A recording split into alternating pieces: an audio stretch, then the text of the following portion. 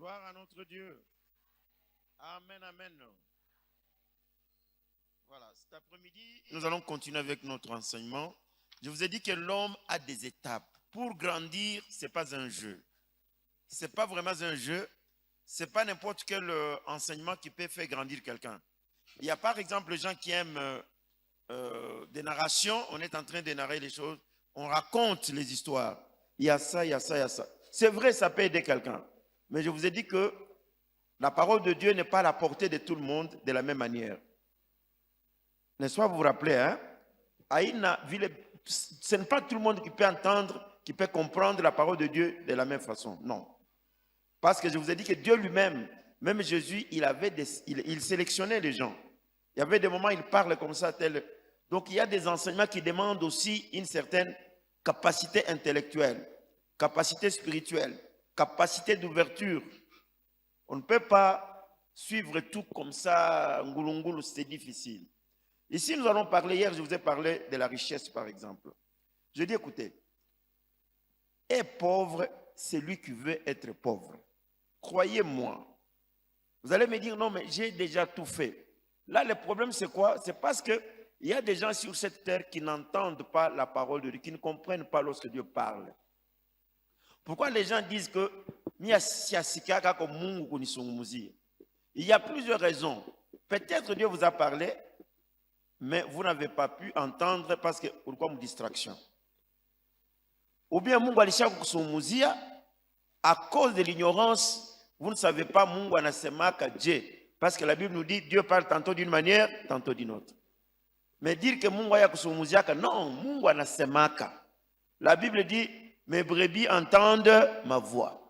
Alors maintenant, comme voilà les problèmes que vous avez. À ce moment-là, les choses sont floues. Et c'est ça, ma église, tout qu'on a une ville. Ma église, il y a battu, makelele tout. Il n'y a que bruit. Donc, on vous donne, on a coupé Bible à mon niveau, yako, bina kuacha ville. On a bazungu, à un certain moment, qu'est-ce qu'on disait? Oh non, muzungu ni mungu. Alors, quand on voit un blanc, anaweza, anavuta tumbako, kakipande kanabakia anapatia mweushi. Atacheka ile journée mzima. Mimi vuta tumbako ya mzungu, ananiachia wewe unaweza kuvuta tumbako na mzungu. Vous voyez? Donc on a joué sur bicho yake. Unaona sema mzungu. Quand il entre, anabeba ma lunette, anaweka pa meza. Anasema mimi bwana mimi naenda, macho mimi naacha pale. Bantu wanakia yuko natumika saba kuiru. Jua ma lunette, aliacha macho yake pale. Mtu wakati ayashikia kitu banaweza kumlongofa de n'importe quelle manière. C'est ainsi que la Bible dit que mon peuple périt par manque de connaissance. Bale bantu bakwendele bakwa banene bakufanya binene avec alake mingi. Ni bale beko na ile capacité à kusikia. Dans la Bible, vous allez voir qu'il y a les gens bale Mungu alita na ba serviteur. Même Samuel lorsqu'il était appelé par Dieu, akusikia kasema ni Mungu alimuita. Wakati alizalikwa selon la demande à Mama Karimwamba kwa Mungu, vous le savez. Mais les jours que Dieu voulait lui dire quelque chose, la Bible nous dit qu'il akusikia akuyuwe. Mungu anaweza anakuita wewe kuna kusungumzia wewe uko unafanya vingine sans pour autant comprendre que c'est Dieu qui me parle. Donc hapa journée ya leo ça veut dire tuko naenda kesho tutakuwa na matinée miracle. Je voudrais que vous plongiez mbele dans ce qu'on appelle la révélation. C'est ma révélation. Pourquoi il y a révélation? Il y a révélation ni Dieu à muntu. Donc on ne peut révéler que quelque chose qui est caché. Tout le monde a ce qui n'a pas de muzuri. Donc notre Dieu c'est un Dieu de révélation. Il y a des choses que nous ne pouvons pas attendre à foi Dieu s'il n'y a pas la révélation à utashikia. Il n'a pas ce Mungu akufungule nini akili. Même votre santé, même franga yako. No mishashika pale mimi wawaka Mungu akuniambia avec précision asema jina ya bibi yako ni fulani. Ça sont des petites choses. Ou bien jina bwana yako ni fulani. Ou bien Dieu ne m'a jamais dit que utafanya kazi fulani. Dieu parle. Masikio yetu ndio iko nguvu kushikia. C'est ainsi que je voudrais vous aider uanze kushikia Mungu. Sema amen. Kama unamshikia, donc on dit celui qui marche sans révélation marche sans frein. kama unaona mtu yuko yulu maana yake hana na revelation, ashikie vile Mungu yuko anamwambia. Alors son problème ni kuéchouer du jour au jour. Anapima, ça n'a pas marché. Ah, Mungu mwenye banduku, Mungu ni mupanga ya Mungu bishike biko nguvu. Apina nguvu, le problème est que tu n'as pas vraiment compris. J'ai dit ceci, il est pauvre celui qui veut être pauvre. Utaniambia bon, non, parce que la pauvreté n'est pas liée seulement kubia kupata. Pauvreté na akili. Mungu anaweza kuonesha kia kufanya. Est-ce que vous savez que aba walifanya ma téléphone? Mnamwitaka ni Bill Gates. Hein? Bale ba mambo ya ma ordinateur. N'est-ce pas? Hein? Est-ce que mnajua sema ile nani tous les refroidisseurs beko na ma téléphone. D'abord ceux qui ont fait banafua ma téléphone ile banani, ce sont pour le moment les plus grands milliardaires du monde, il est ma société. Yote bote barishe bole mushikaka zamani ile nani yabo banakuwa chini. Bale beko natumika na hii banafanya ile mko na ma téléphone nini. Ce sont des multimilliardaires. Parce que maintenant, vous voyez tout le monde est lié au téléphone, hein? À mon avis, na batoto na bakubwa na nini, ata banamuka ateko na pika. Mwingine yuko anatembea, mwingine yuko na bakonga, yuko anatembea alisha kuweka. Donc téléphone, ça a dominé le monde entier. L'ordinateur a dominé le monde entier. Bon, maintenant, ces gens-là qui ont eu cette révélation, il y a kusema non, si je fais telle chose, je vais dominer le monde entier. Ils sont devenus des multimilliardaires. Est-ce que vous savez que 80%, il y a tous les tunani beko na kamula tu refroidisseur tunabamba kanali. Inatoka kanjo mkongo. Mnaweka vile. Basha kuniambia vile. S'il fallait maintenant être correct, le Congo, parce que il m'a produit inatoka hapa ina rendre bantu ba multimilliardaires. Comment les Congolais eux-mêmes abana ba millionnaires. Donc bale batoto beko na chimbula ile nyama produit bale. Donc atabeba ile mfuko ya bile bintu pour avoir 500 francs. Bengine beko na fuya mumashimu. Ba mingi. Le problème c'est la révélation. Le problème ni kichwa. Banaweza banakupa tant franga kama mkichwa uko wazi, haitafanya nayo kitu. Le Congo Mungu anamupa biote. Mais comme bichwa biendeke. Problème ni makelele. Moi je me demande, il y avait même un garçon qui me disait que non. Il y avait un moment mili kataraka kuomba Mungu. Pourquoi? Je vois tout qu'on a sana mu Congo, mais les choses ne marchent pas. Maombi hapa sasa bakumilima ba stade. Mais moi je me demande, c'est que vous priez quoi si les choses ne marchent pas? Il y a un exemple qui l'a comme une lettre.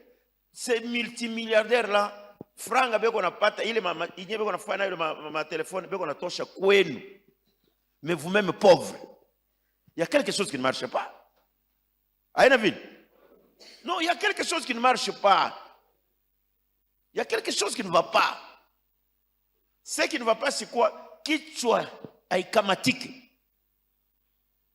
Mtu kuna mwambia vérité, mais il est distrait. Anapenda kumlongofe. Oh, tabarikiwa. Mimi naona mbuzi yako nakufuata.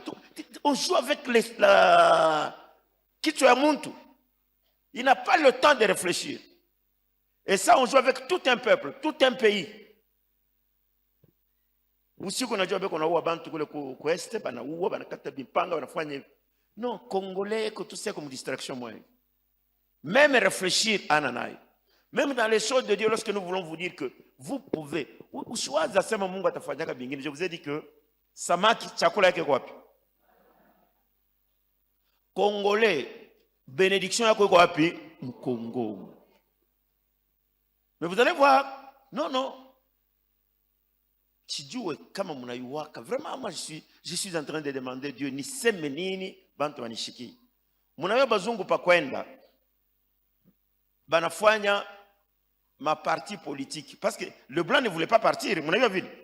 Abakupenda kwenda. Ile wakati ya Lumumba. Abakupenda kwenda. Pour donner l'indépendance aux Congolais, et ils ne voulaient pas. Alors à un moment donné, ils se sont banengue munani wanasembo. Ils ont compris, les Congolais, c'est un peuple d'enfants. Je vous ai déjà dit ça. ba Congolais beko saba watoto kiloko. Unaweza kuwapatia hata mfupa batauana pale juu ya mfupa. Et ils ont dit comment nous allons créer la 6 années. Nous allons créer un problème ba Congolais qui va séparer. Comme ça batanza kukombana bengine beko na beba ile ma richesse. Parce que ce que Dieu a fait pour les Congolais, aina mo dunia muzima aina. Alors qu'est-ce qu'ils ont fait? On a créé des partis politiques. Ma parti politique par exemple, nana na yo Konako ni nini? Mnaeba Konako. Msha kusikia mambo. Hein? C'est un parti comme pourquoi Konakat? Konakat ni kama ni nini Katange kule kwa Kasai bana créer kile bintu kani ku bandu ku Congo. On a créé des choses comme ça. Alors ces choses là, il n'a quoi ni iko ça ma socio-culturel. Mweye ba Congo njo bana dominer pays. Bale bengine bakutoka huko ni bauta beko ni midéranger. Banaenda kubakatange mwe bakatange njo moko na disha Congo bale wengine kubeko. Donc on a créé des choses. Donc bantu banakia ni invite à tout. Il ne voulait pas qu'il y ait un parti politique. Bali penda bantu bakwe lié kuma culture yabo kuma kabila njo ile yote ma parti ya zamani ilikuwa na ile manjini. Alors les gens sont restés comme ça. Ukafika ukabambia sema non, est-ce que franchement moi je me demande kama kutakuwa ka politique ya je depuis 1960 na leo mugina yendeke itendeka kashukani. Hein? Ba 1960 mtu wa 1960 yuko na miaka ngapi sasa? Kambo yabo yuko karibu na kufa. Unaona si niko sema bongo. L'homme noir vit yake normal, l'espérance de vie banasema ni kama ni ma 50 ans. Bale beko na piche c'est-à-dire beko na nguvu. Depuis l'indépendance na leo tuko mu 2000 tuko na 60 comme 62 ans hakuna kia kuchanger. Mais ma pays ngini kiloko iko napata indépendance 2 jours mambo ina changer. Je me pose la question. Na biote Mungu alimipati. Ce que je trouve c'est quoi? C'est la distraction. On est tellement distrait. Attends, les enseignements que je vous donne ici, kama il quoi peuple mwenye kushikia kama bitu bilisha kuchanger. Donc les gens aiment quoi? Acclamer. Il faut une révélation. Mungu akufungule nini? Akili. Donc si Dieu ne fait pas ça, tout qu'on a courir un danger. Donc nous sommes dans un peuple d'enfants, un peuple kazi ni kuchambulana. Ule kona chambulana, anatoka kuchambula mwenzake, yeye mwa analala pa karton, ule anaenda kulala pa karton. Entre-temps, bageni beko na iba, beko na d'enrichir. Bile mina kuambia uende katafute mu internet utabipata. Ile mina sema ile produit ile beko nafanya nayo ma téléphone. 80% iko natoka mu Congo. Mais ceux qui ont fait des téléphones sont des multimilliardaires. Moi j'ai vu beko na muuliza Bill Gates. Sasa moi mko na winner. Mais bale beko na mpatia le ma produit beko na kufa mu manshimu. Et ma éboulement. 200 personnes. Oh. Benye mugini nye munitumanyashi. Bana muuliza anatoka nende. Aku répondre à la question. Donc, vous voyez un peuple comme celui-ci, kama hakuna révolution, ça ne marchera pas. Mon enfant bien, mutakufaka ba mashikini. Pendant que dunia Mungu alishokimpatia vyote. Maisha yenu iko mumugini yenu. Votre vie est dans cette église. Votre vie est entre vos mains. Il est pauvre celui qui veut être pauvre. La malédiction est malédiction pour celui qui l'accepte. Ndio mwanasema niko nimeambia sema unaona kichwa yako vile iko. Vous êtes créé à l'image de Dieu. Tout bitu yote unaona biko pa dunia hapa uko na ile mbeko mkichwa yako. Vous pouvez dominer si vous voulez dominer. Mais alors maintenant pour y arriver, il faut une révélation. Il faut un maître. Il n'a pas shaula wa kwenda kukufundisha kukufungula nini? Akili. Ce n'est pas donné à tout le monde. Si c'était donné à tout le monde, Jésus allait avoir plusieurs disciples. Aba bote bako na sunguna mambo ya Jésus, ça ce sont les bruits ni bantu, ce sont les gens ni mouvement risha kuingia. Oh Yesu Yesu, mais pengine ye mwenye ayu ata Yesu ni nini, akwamini ata kwamini. C'est comme ça. Jésus n'avait que 12 disciples. À un moment donné, il a fait comme les 60, 70. Wakati anebambia sema non, tu vois, ula takura mwili yangu na nini, banamkimbia bote. Parce que changer la tête de quelqu'un, ce n'est pas facile. C'est amen. C'est mini ko nguvu we, c'est mini ko nguvu. Pas qu'on a manière, c'est pas qu'on a manière solide à coucher bien qu'on a sème. Ce n'est pas donné à tout le monde. Si c'était donné à tout le monde serait riche. Si c'est donné à tout le monde serait au sommet. Dieu sélectionne. Anatafuta ule wa kushikia. Et puis la Bible, qu'est-ce que Paul a dit? Paul dit que non. Prenez Ephésiens 3, verset 3. Il y a un lecteur? Ephésiens 3, 3.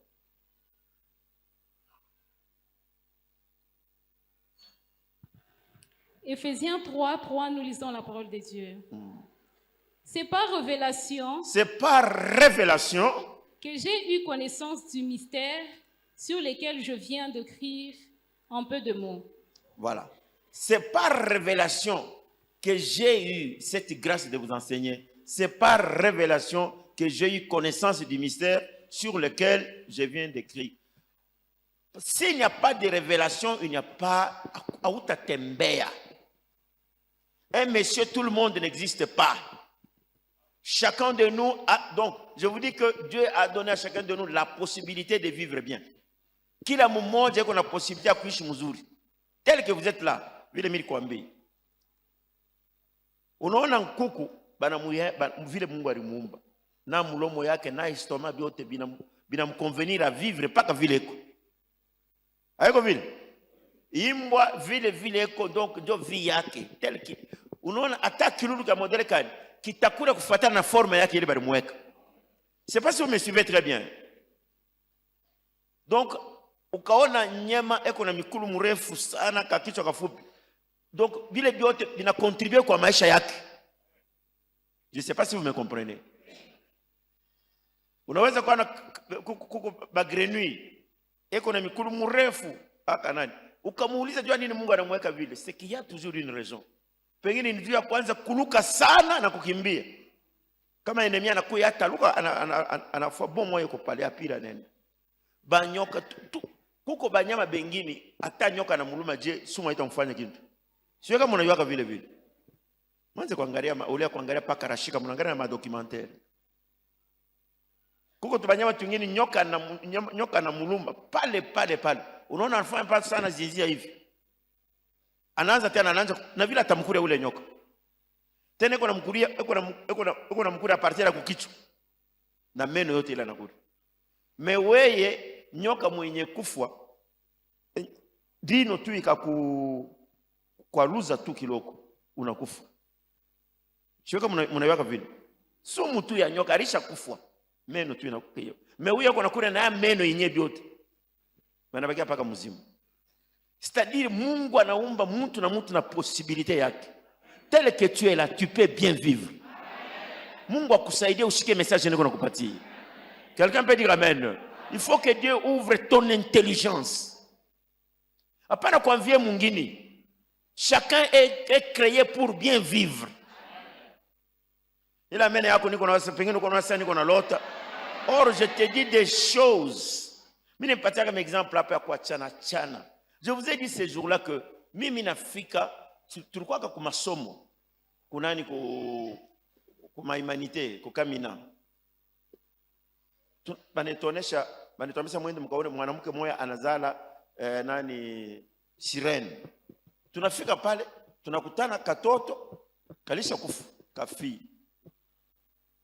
Banesha kutanjika batoto wote masomo tunakuwa kukangalia.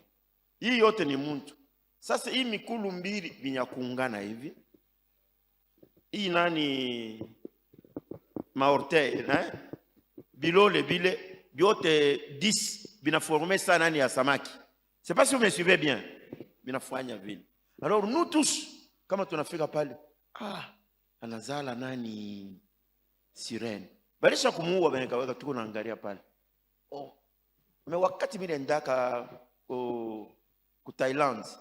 Mimi nafika mimi nakutana bale batoto wanasemaka bale bakuungana bakuzalika vile. Je vous avais dit que j'ai trouvé des filles, bale ba filles balikuwa à peu près na 18 ans, 19 ans, 18 ans. Bane bazala bakuungana. Tumbo ni moya, mikulu ni moya, mais bichwa njo ya kuachana. Alors baba yabo wo akuba wake. Aneba chunga bien iko na uvika mzuri, inakuwa njo marchandise yake. Anafika kwa we kuingia kubaona $100 kumulango. Sali ilikuwa plein. Sasa kama unapenda kusungumuza nabo $500. Uko na makesho kubauliza, utamuuliza uniambie mbele. Unashikaka njala mwe bote wawili mara moya?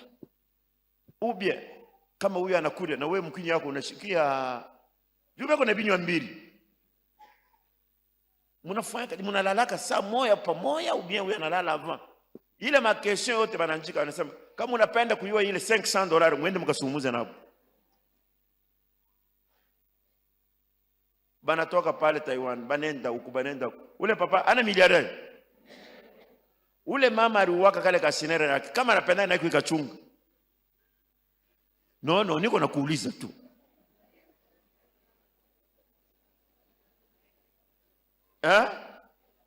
Kama alichunga sembo, mite kachunga langu hakuna problème. Moi je pense qu'il y a un mambo ya sirene ni malformation tu.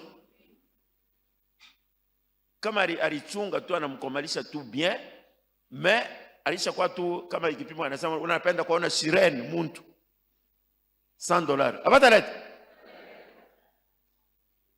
Problème ni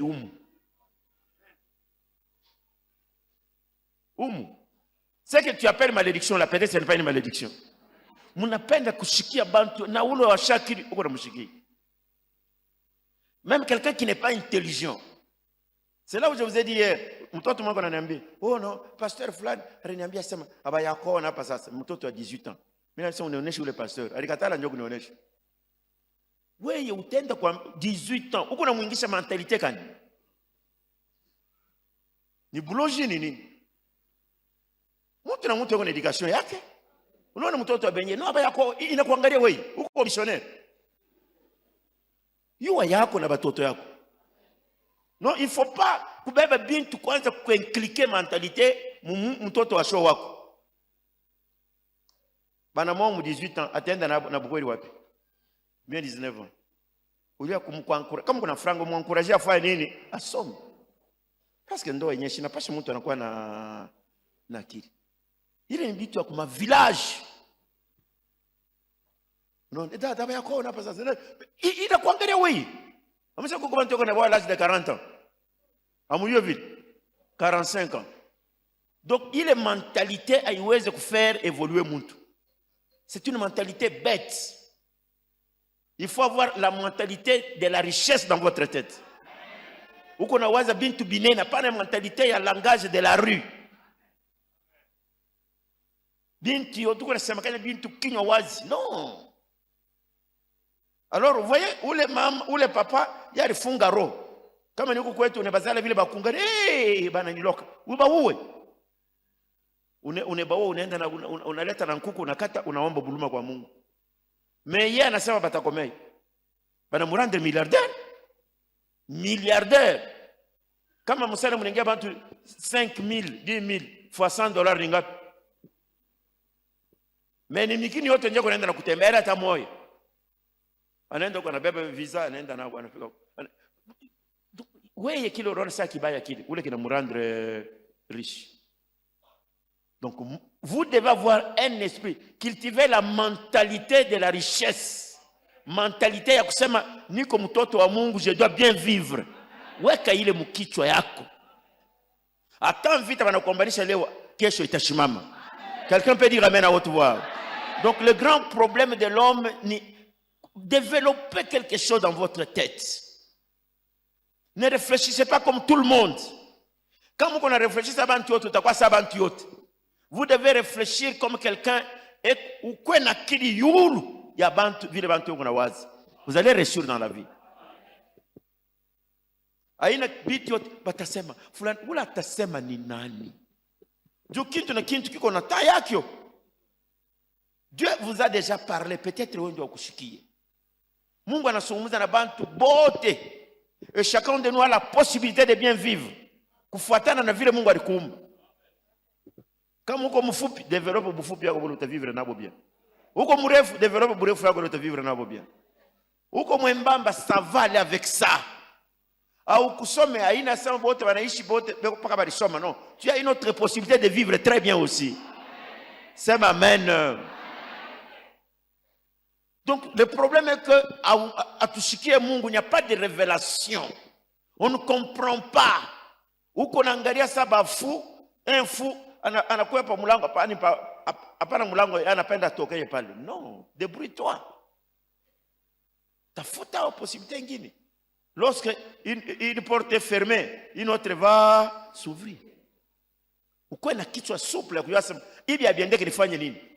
Hapana unekala tu unaanza kuria abiendeke bana nikatala pa dunia kuna wa kunipenda ubantu wote ni baenemi. Non, un homme comme cela, une femme comme cela ne peut pas évoluer.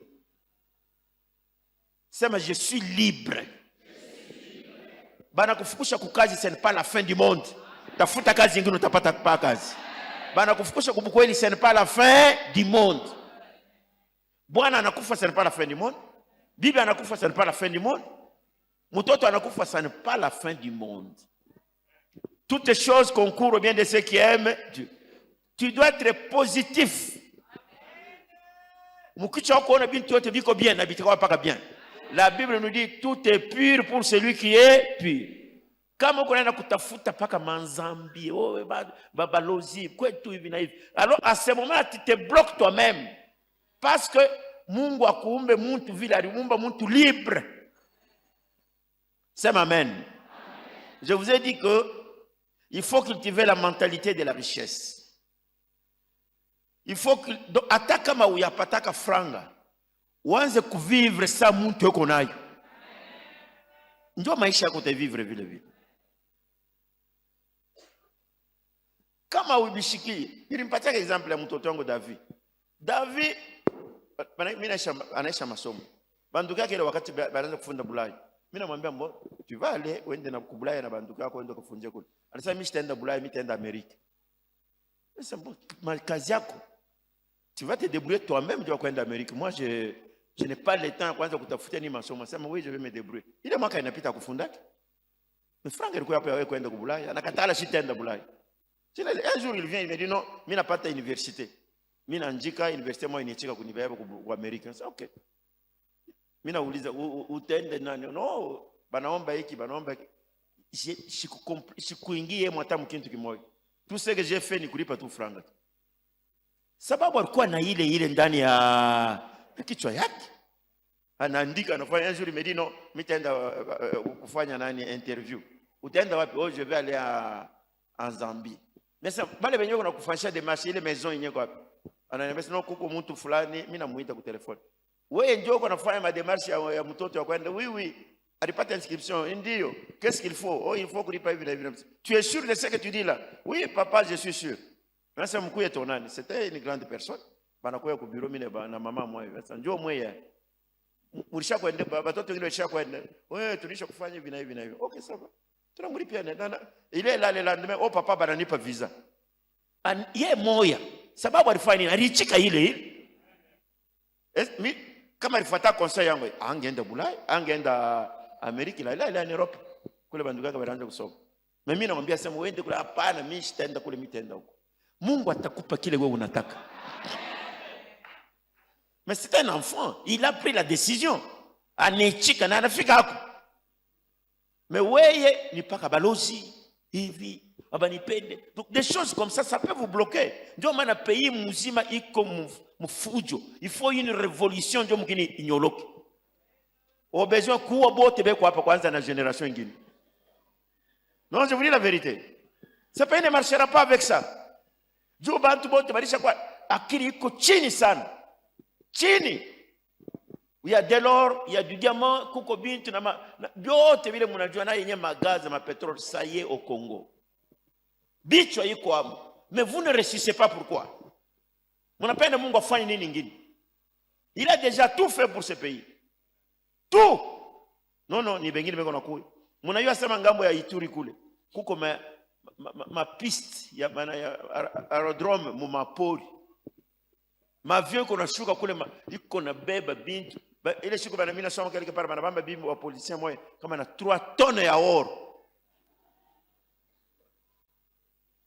Un pays comme celui-là.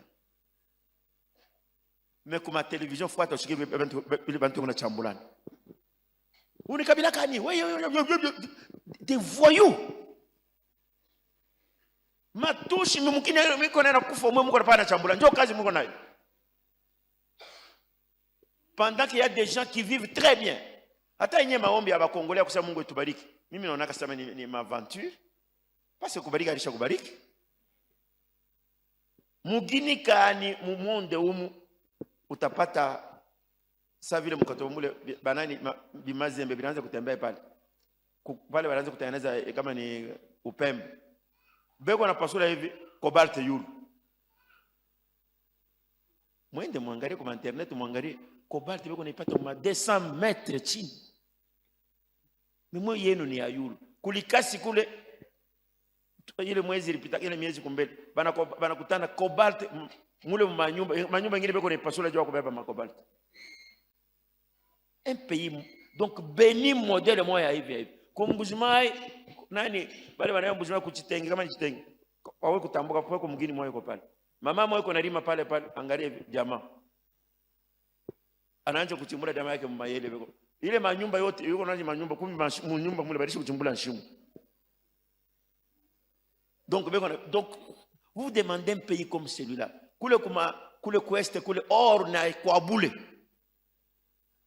Je me demande un pays comme celui-là, mais bantu n'est pas comme touche tout. Masomo abasome maisha inako ni makelele pa makelele. Sio unalifanya kama réseaux sociaux kama mkichwa kama mlikuwa nini.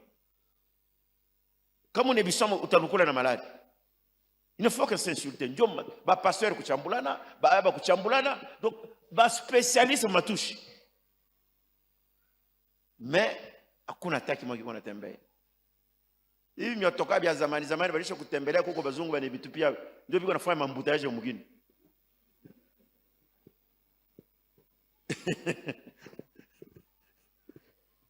Abuywa zama balisha kutembea na choka.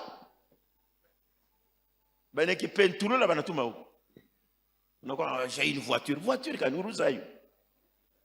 Ni amupya. Ndio binayar Kishasa ushiseme. Mutafua mbutaeza pas 1 heure du temps. C'est bien tout bien kuchoma biote. Un pays comme celui-là et vous dites non, ça va, ça ne va pas. Ambia mwenzako akasema ça ne va pas. Ça ne va pas. Ça ne va pas. Et puis pas changer kintu ayombe bantu ma millions. Je veux kama unayaka vile vile. Inaomba tu groupe ya bantu kiloko bana réfléchir na bintu binafanya nini bina changer. Jésus n'a pas pris des millions de personnes, 12. On a bien cliqué na dunia na leo beko nataya mambo ya Jésus. Ce pays peut être changé. C'est amen. Parce que tout est là. Tout est là. Comme on dit, est-ce qu'il y a une mambo ya politique? Qu'est-ce que vous appelez politique? Ni nini? Politique ni kusema chibo tutakuwa paka ba gouverneur na ba ministre. Non. Ata shamba ile, ça fait partie de la politique. Aïe ville. Donc tu dois comprendre comment cultiver. Le peuple sans révélation, c'est un peuple qui marche sans frein. On en a assez avec ce pays. Assez. Ni batu kiloko ndio beko naishi mzuri. Bote hapa ni mateso. Moyenne $30 par mois. Ndio salaire ya mtu. 60,000, 50,000 francs. Or ile ndio batoto ba mingi vile tunaenda ku Japon. Mtoto yuko nakula petit déjeuner $50. Muulize mama nto. Tono petit déjeuner mtoto batoto ya masomo. Kama yeye mtoto yuko nakula $20, $30 ku petit déjeuner. Sasa bazazi yake wako na ngapi? Mais weye $100. Bengine ba bibi mzima na bwana na nyumba na batoto. Beko nampa $100 afikishe mwezi mzima. 100. 200,000 francs. Auyo kuchunga franga weye. Munsoko bibi yako anaenda na 5,000 francs. Njoo ule wa kuishi mzuri. Bengine ni 3,000. Mais kinywa ni kusema tu. Aona sema ni lufu.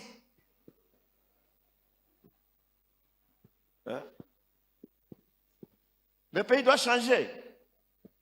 Tafika pa ma élection pa bangini ba aventurier banze kuya pale non, mon niveau dit, ce pays doit être comment ici?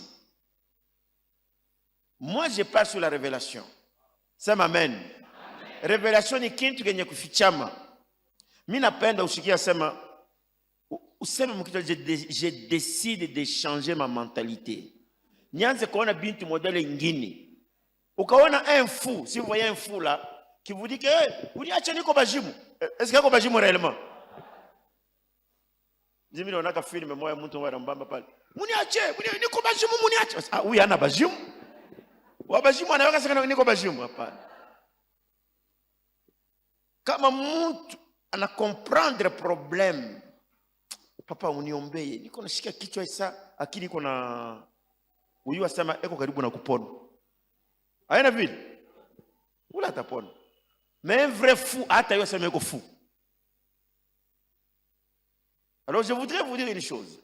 Vous devez demander à Dieu que votre mentalité change. Wanze kuwaza hapana kuwaza ile uko na waza terre à terre. Non, ça ne changera pas. On doit changer la façon de voir les choses. Minapenda, le verset que nous venons de lire ici, Proverbe 22, verset 7. Est-ce qu'on peut lire ça? Proverbe 22, 7.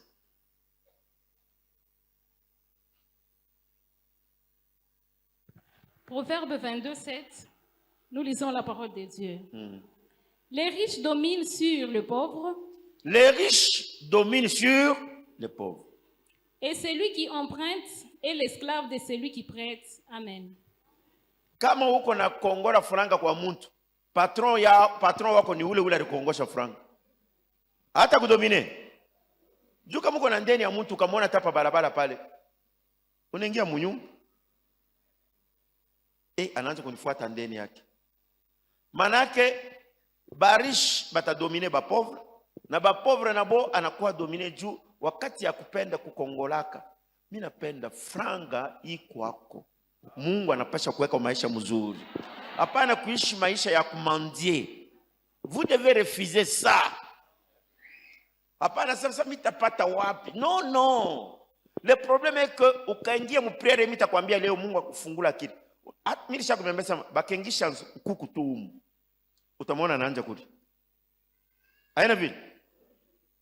Sio kama Mungu ananichika bia unichika. Ou bien tupime tu exemple tuingishe tu nkuku kama utaona anza kulokota tu binti wakuli hapa. Atalokota. Ataona kakilulu anakuli. Wewe kakilulu utakaona pasi ya wika kuli yake. Haina vile. Anaweza kushiba paka humu.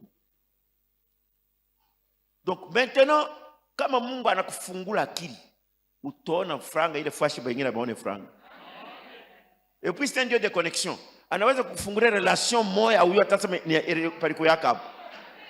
Le problème il faut vivre la nini? Révélation. Mungu akufungule macho, akufungule akili.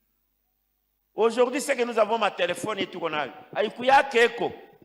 Ce sont les gens que Dieu a ouvert l'intelligence. Na ma micro, ya Mungu anaweza kufungula akili wewe, unafanya kitu kile mtu mwingine hayafanyaka. Sema amen. Ata ma dessin misha kona bantu wale wako na dessiner bale artiste anafanya ma dessin ingine wako na usha $1000. Mungu anamupa ile zawadi. Sasa wewe biote biko bloqué uko naona paka bingine tu n'as pas le temps ya kuingia en contact. Voilà ce qui nous manque. On ne prie pas, on n'écoute pas Dieu. Atuombe Mungu uniambie nifanye nini. Ça ce n'est pas chez nous. Vous ne priez pas. Unekala tu, il n'y a pas le temps ya kusema hapa tunasema omba. Non, unaomba unapenda ombe ce que les autres ont déjà prié. Leo tutaomba Mungu ataponyesha magonjwa. Oui. Mais il y a beaucoup de problèmes kupita ile ya magonjwa. Peut-être ta maladie là vient parce qu'on a un franc. Je ne sais pas si on s'entend très bien là-bas. Peut-être cette maladie vient parce que on a là ma condition mubaya. Il y a des maladies ingine haiwezi kubamba batu. Kubabula kule utakutana nani malaria inako. Jua nini juba imbo abanako. Mais maintenant toi tu es là, unapenda paka bile banafanya. Leo kutakuwa maombi ya ushindaji. Tutaenda leo kuko maombi ya ushindaji. Mais banduku, kichwa yako hawezi kufungula kuombe Mungu kitu kingine. Comment maîtriser cette terre? Comment voir l'argent? Comment devenir fort? Comment Mungu anaweza kunifungula akili nijue comment devenir? Il y a des révélations. Mtu ashikwambia sema la parole de Dieu est à la portée de tout le monde. C'est faux. Jésus a prêché en parabole, on lui pose la question, il dit non. Je prêche en parabole et ne comprendront pas. Mais à vous, il vous a été donné de connaître les mystères du royaume. Ça, c'est Jésus lui-même. Mais vous voulez être comme tout le monde. Vous discutez sur des paroles bibliques dans n'importe qui. Babranamiste, témoin de Jéhovah. Qui vous dit que nous parlons le même langage? Kimbangiste, banani, pentecôtiste, munekala pale. Hapa, si banasema sama, ukuja tuloko. Tout le monde est pasteur. Même celui qui ne connaît rien. Tout le monde est capable d'interpréter les versets bibliques. Tu quand l'embele pale. Sommeil ambele pale. Banasema je.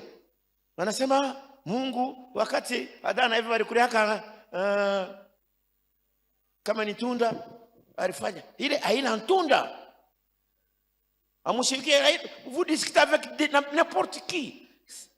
Vous êtes en train de chercher, la Bible dit, vous êtes en train de sonder les Écritures, croyant que vous aurez la vie dans ce que vous sondez. Or, toutes ces paroles rendent témoignage de qui? De moi. Sortez du milieu à chini. Vous devez grandir spirituellement. La maladie n'a pas de pouvoir comme toi, Mungu. Même la pauvreté non plus. Dieu dit que j'ai créé l'homme à mon image. Et tout ce que j'ai créé, est bidominé. Tout ce que Dieu a créé, nous sommes les héritiers. Nous sommes les enfants de Dieu. Dieu te dit à Mungu, ni bien touché. Mais le problème c'est quoi? Ouvrir votre intelligence. Uyuwe. Kama uyo kazi yako utaanza pa kwenda kufuata bantu, kuomba, kutumikia bantu, kufanya hivi, utaanza kuadorer na bapagano. Prenez Psaume 119. 130e couplet.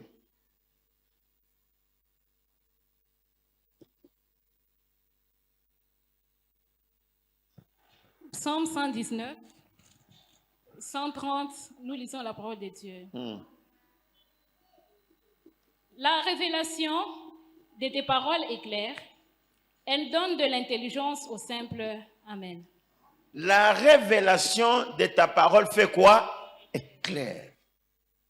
Et elle donne de l'intelligence au simple. Bantu benye kutulizana, kama unapata révélation, Mungu anakupa na akili. Mais si vous marchez sans révélation, c'est là où il y a mon problème. Il y a des choses cachées. Il y a une dimension ingine. Il y a aussi des choses qu'il faut révéler. La Bible dit, invoque-moi, je te répondrai. Je t'annoncerai les choses, les grandes choses qui sont cachées, les choses que tu ne connais pas. Kuko bintu aujue. Vous pouvez vous imaginer Elie comme mwenye kuikala pale, beko na muleta vyakula kwa korubo. Nikakuuliza korubo alianza kubitosha wapi, tu ne me donneras aucune réponse. Utakula paka mkinyo. Le prophète Élisée, ule mama anakuwa anamwambia sema bwana yangu alikuwa mtumishi wa Mungu, anakufa na mandeni. C'est une honte. Leo wanaanza kuninyang'anya watoto. Kuko watumishi wa Mungu wengine watakufa na mandeni vile vile. Abaseme la femme a dit qu'il craignait Dieu. Alikuwa anaogopa Mungu, mais anakufa na mandeni wanaanza kunyang'anya watoto. C'est lui qui avait la révélation. Élisée anamuuliza uko na nini kunyumba? anasema niko paka na kanchupa kama mafuta, asema akumwambia hata ukaleta hapa, uende kunyumba yako ubebe machombo byombo ya mingi mingi uanze kuverser. Et c'est ça, c'est de cette façon là où le mwanamke alilipa mandeni, alipata franc. Maintenant nous nous posons la question, ile mafuta ilianza kutoka mkale kwa manchopa, ilianza kutoka wapi? C'est ça, c'est ça la révélation. C'est là où il faut comprendre. Après, on ne sent pas que on est à pale. Élisée, tu dois comprendre. Donc, il est source ya mafuta. Il croit qu'il a toka wapi. Là, il faut comprendre comment Dieu peut te bénir même à partir du néant. Kama unakuwa na ile, hata maombi yako itakurevolutionner. Yesu anakuwa banalopola samaki tititita babambe kintu. Memwile mutoni moya anasema muweke tena makile. Na samaki inatoka mule. Ilitoka wapi? Qui vous dit que Dieu ne peut pas vous bénir à partir de rien? Samaki mbili na nani? Anasema mukabule bantu na mikate. Banakabula bantu, banakure, banashiba vipande vingine nafanya nini? Binabaki. Ile ma miracle yote haikwambia kintu. Ça ne vous dit rien. Même Jésus, après avoir dit ça, donc vous ne comprenez rien du tout de tout ça. Donc,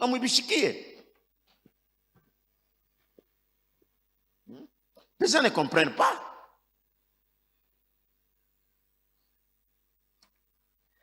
Proverbe 29.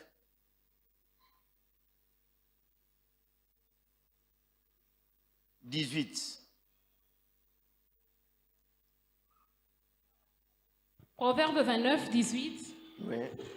Nous lisons la parole de Dieu. Quand il n'y a pas de révélation, les peuples est sans frein. Heureux s'ils observent la loi. Amen. Ça. Prenez Ésaïe 29, verset 11.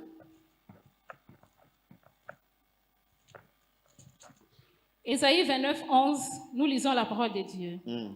Toute la révélation est pour vous comme le mot d'un livre cacheté, que l'on donne à un homme qui sait lire en disant « Lis donc cela » et qui répond « Je ne le puis car il est cacheté ». Ou comme un livre que l'on donne à un homme qui ne sait pas lire en disant « Lis donc cela » et qui répond « Je ne sais pas lire. Amen. » Reprends encore, reprends, je veux voir. 11. Toute la révélation est pour vous comme le mot d'un livre cacheté que l'on donne à un homme qui sait lire en disant. Donc la révélation est pour nous comme les mots qui sont dans un livre cacheté, que l'on donne à un homme qui sait lire. On dit, lis donc cela. Et il répond comment? Je ne puis, je ne le puis. C'est scellé, c'est cacheté. Hata unayua kusoma, hata unayua nini, bakakupa kitu kenye kufunga, utasoma ndani enveloppe. Est-ce qu'on s'entend très bien? C'est caché, c'est ça qu'on appelle la révélation. Toute révélation, ou c'est comme un livre que l'on donne à quelqu'un qui ne sait pas lire, en disant, lis donc cela. Il répond, non, je ne sais pas. Ule washoku yo kusoma banamupa kitabu, abakifuniki, banamupa enveloppe hii. Lettre hii usoma, ananja kuangalia. Ayo kusoma. Ule mwenye kuyo kusoma banamupa kitabu, mais kenye kwa ndani ya enveloppe. Soma, sama, sita soma, juni kenye kufichika. C'est ça qu'on appelle la révélation. Donc là, il faut une autre puissance pour lire maintenant et comprendre les choses. C'est ma amen. Je viens de vous dire ça. Yesu wakati anafanya miracle. Anafanya miracle, il est sur le miambiaka. Anafanya miracle, ana multiplié mikate bantu banakuri. Donc comme les gens ne comprennent pas la révélation, banakura tu banashima banabeba makarton kunaishi. Alors anangalia sema ils n'ont pas compris. Abayo jua nini milifanya les miracles, ils ne comprennent pas. Il y a des gens qui viennent dans l'église quand j'enseigne ici, ils ne comprennent pas pourquoi j'enseigne. Abayo comme je suis en train de faire aussi des bruits. Je sais ce que je vous dis. Il faut avoir l'intelligence. Pourquoi je dis ça? Allez au papa, Rubiri Muzuri sana, Rubiri nini? Rubiri bintu moya bien. Bintu kan analeta na ushuda moya hivi kunaisha. Papa ule anayua kuhubiri. Anayua. Anahubiri nini? Unataka kumshikia? Anahubiri bien. Kunaisha. Lis un peu Marc chapitre 6 verset 52.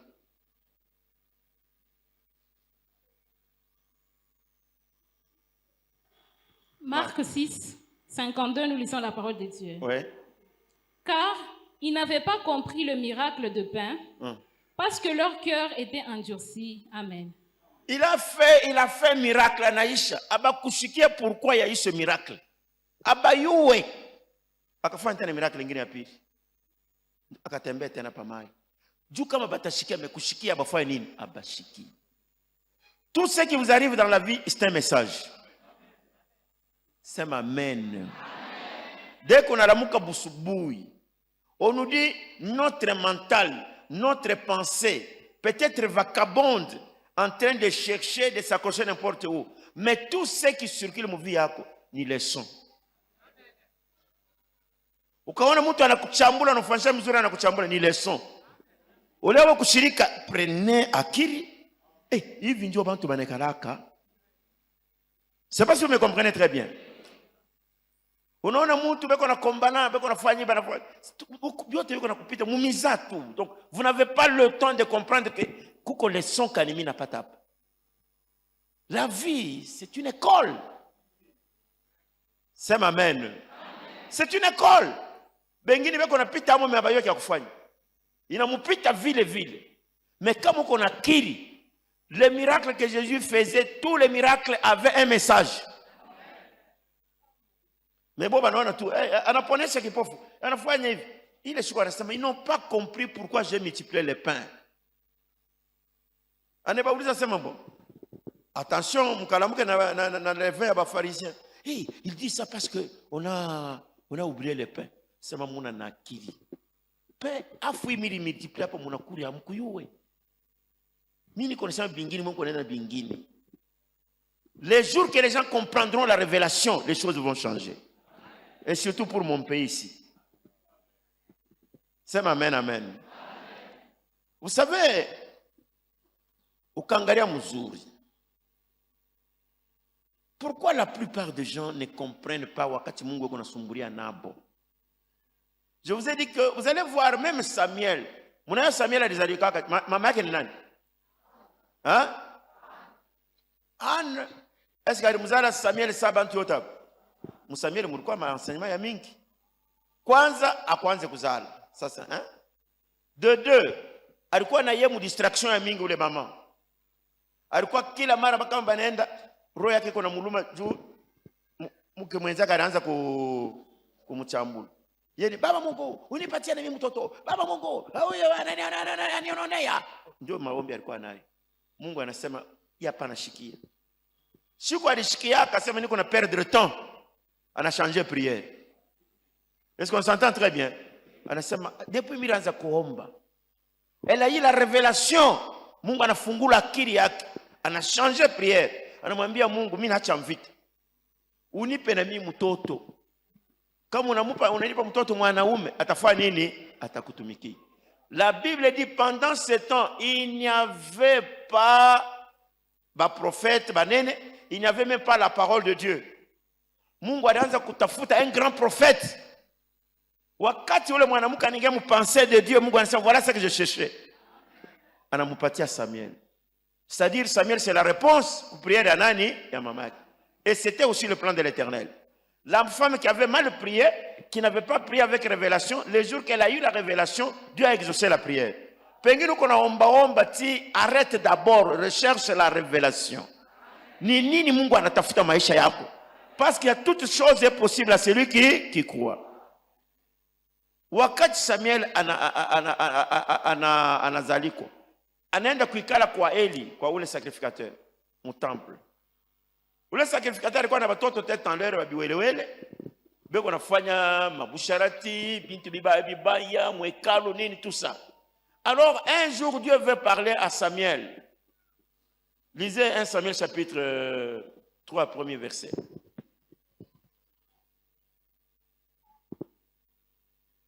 1 Samuel 3:1, nous lisons la parole de Dieu. Les jeunes Samuel étaient au service de l'Éternel devant Élie. La parole de l'Éternel était rare en ces temps-là. Elle était rare. Les visions n'étaient pas fréquentes. Il n'y avait même pas de vision pendant ce temps.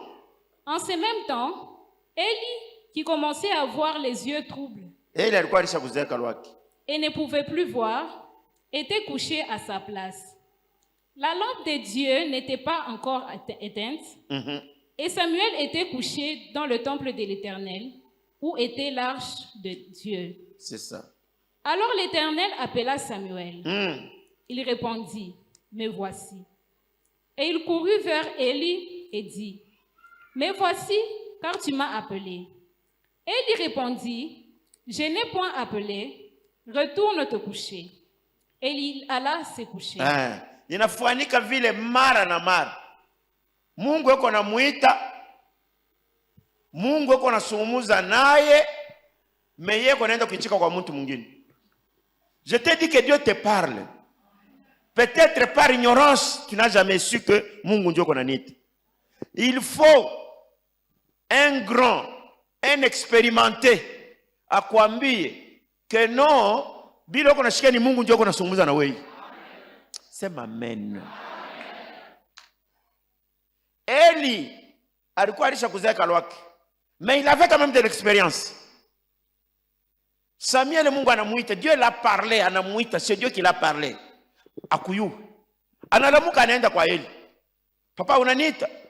Eli anamwambia sama, sikuite mtoto, rudia uende ukalale. Va au verset 6. 6. L'Éternel appela de nouveau Samuel, et Samuel s'éleva, alla vers Élie et dit, « Me voici, car tu m'as appelé. » Élie répondit, « Je n'ai point appelé, mon fils, retourne te coucher. » Samuel ne connaissait pas encore l'Éternel. Il ne connaissait pas encore l'Éternel. Et la parole de l'Éternel ne lui avait pas encore été révélée. Pourquoi une révélation? Malgré qu'Arizali quoi, mon plan ya Mungu. La révélation c'est autre chose. C'est amen. Est-ce que Aritanda Zambi? Samuel Aritanda Zambi? Akuzali mon plan ya Mungu. Et il craignait Dieu. Il était au service de Dieu. Mais il n'avait pas la révélation. Wakati Mungu yuko anamuita, yeye anaenda kwa bengine. Jusqu'à ce que, lis maintenant le verset qui vient. 8. L'Éternel appela de nouveau Samuel pour la 3e fois. Et Samuel s'éleva, alla vers Élie et dit, « Me voici, car tu m'as appelé. » Élie comprit que c'était l'Éternel. Élie a compris que ni Mungu ndio anamuita. C'est amen. Et il dit quoi?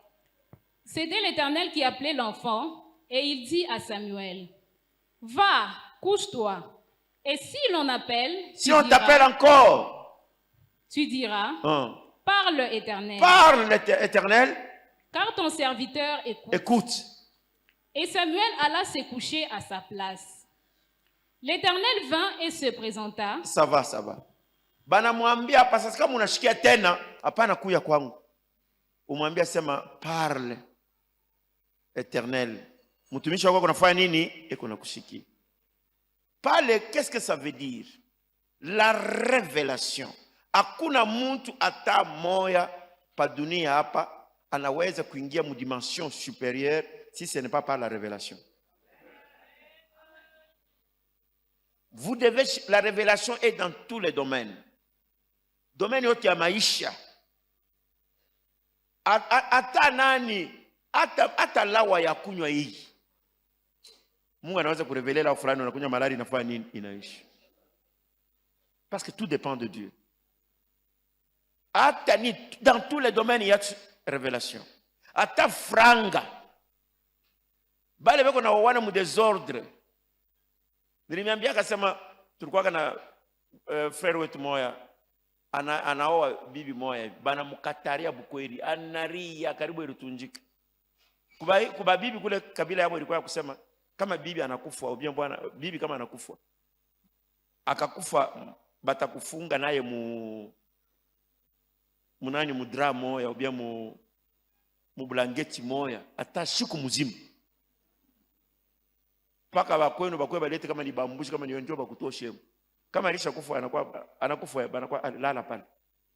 Banabeba kama ni blanketi kama nini banakufunga naye vile vile.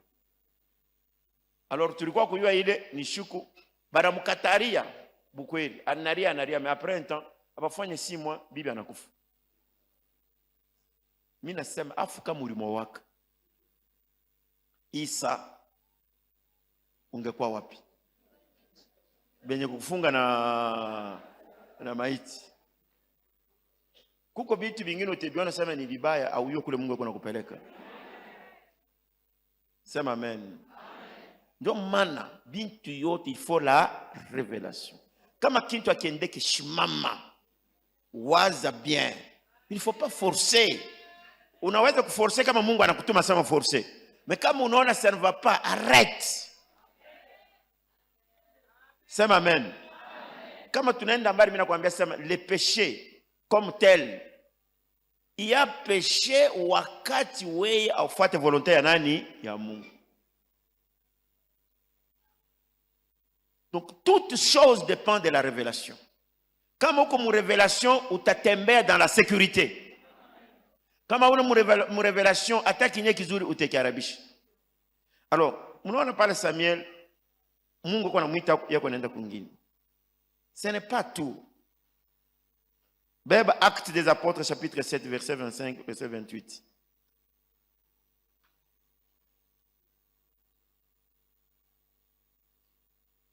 Actes des Apôtres 7 25 jusqu'au 28e.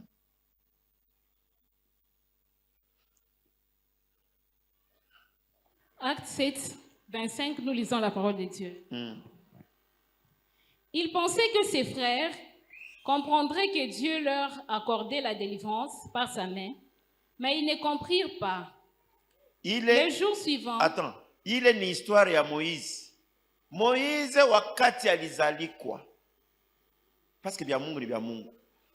Mungu anatengenezaka bintu hata ujue. Haiko vile. Moïse anazalikwa, mama yake banaenda kumutupa pamai. Banabeba dada yake banamuikarisha pale sema aanze kumsurveiller. Wakati wanambeba shibanaenda naye kwa nani kwa Faraon juu apate education. Wakati anakomea anakutana bantu wako nakombana vita nani vile banaanza kubateswa. Yeye anedivanger anawa mtu mwingine. Alors banasema olia banduku yake kuwaza sema huyu anakuwa ni jua kudélivrer bantu. Mais ils n'ont rien compris. Unaweza kuko unafanya kitu kizuri bantu abate kishiki. Ye Moïse ile alifanyaka ya kusove mwenzake nduku yabo moyo. Ilimkute lufu, ilimkute sher, akakimbia akaenda na kula renda pendant 40 ans mamateso. Dieu alipenda kusove nani. Mais ukangalia mzuri c'était dans le plan de l'Éternel. Haiko vile. Kula rienda anenda kuhangaika kuteso na siku inene Mungu akamrudisha tena. Donc toi vitu yote uanze kujua hiki kinafika maisha yangu pour quelle raison? Voilà mon problème, c'est celui-là. Nous avons un peuple qui ne comprend rien, un peuple qui ne fait pas la recherche, un peuple qui ne prie pas. Amombake, vous faites des bruits. Celui qui prie doit écouter Dieu parler. C'est amen. Et celui qui prie doit avoir une révélation. Unasungumuza na Mungu unapasha kushika Mungu anakuambia nini? Unatoka unaenda unapangusha kumacho. Qu'est-ce que vous avez entendu? Rien. Unasungumuza na Mungu nini? Rien. La même vie njoo iloko naye kila siku. Vous donnez l'occasion aux aventuriers. Anakuwa na prédication ya bongo, ma miracle ya bongo monter de toutes pièces, bitu kani anakuamburia parce que l'esprit yako iko faible. Mais si tu parles avec Dieu, Dieu va te parler. C'est amen. Mu Bible, bantu yote Mungu alisungumuza na banene bote. Tous les grands. Hakuna mtu ba Daniel. Comment vous pouvez trouver Daniel nani le roi analota ndoto yake yeye moyo anaisabu. Anasema no, napenda mtu aniambie kile miri lota na anipe na explication. Bafumu ba mulozi banamwambia balozi anamwambia sema baba bila uko naomba pa dunia hapa hakuna hata mtu mmoja anaweza kukifanya. Au moins un Dieu qui n'a pas de demeure parmi nous. Uko naomba kitu kila kiwezi kufanika. Wewe ndio ulilota unasabu. Unapenda shitu yuwe tukupatie na bale bafu bote balozi bale bamwambia vile. Mais wakati wanamwambia Daniel anasema unipe saa. Ya au ciel. Kumbingu kuko muntu. Ula nayo kurevele nini masiri. Ile mambo yako kuko ula neijua. Est-ce que tu penses que vous comme vide pas que vraiment? Est-ce que ton problème là, tu es sûr qu'il n'y a personne qui connaît ça? Hakuna Mungu ayua sema kesho maisha yako itakuwa hivi.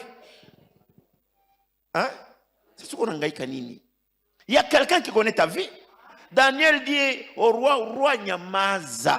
Donne-moi le temps. Kumbingu kuko ula na yua siri. Alienda anaingia en contact na Mungu, Mungu anamwambia voilà ce qu'il a vu. Voilà ce que ça signifie. Voilà ceci. Je veux que uingie muile esprit supérieur. Uingie mu niveau kwanza kushikia Mungu wako nakwambia. Ne vous contentez pas boule uko n'échouer uko na furaha.